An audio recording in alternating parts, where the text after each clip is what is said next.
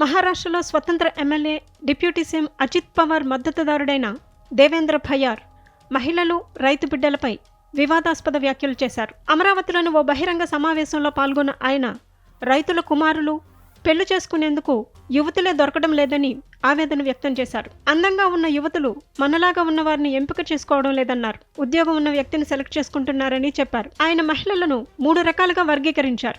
ఉద్యోగం ఉన్న వ్యక్తిని ఎంచుకునేవారు మొదటి రకమని, చిన్న చిన్న వ్యాపారాలు చేసేవారు, షాప్ కీపర్లను ఎంచుకునేవారు రెండో రకానికి చెందినవారని అన్నారు. ఇక 3వ రకం వారు మాత్రమే రైతుల కుమారులను పెళ్లి చేసుకుంటున్నారని పేర్కొన్నారు. ఇలాంటి వివాహాల వల్ల వారి పిల్లలు బలహీనమైన లక్షణాలను వారసత్వంగా పొందుతారని విమర్శించారు.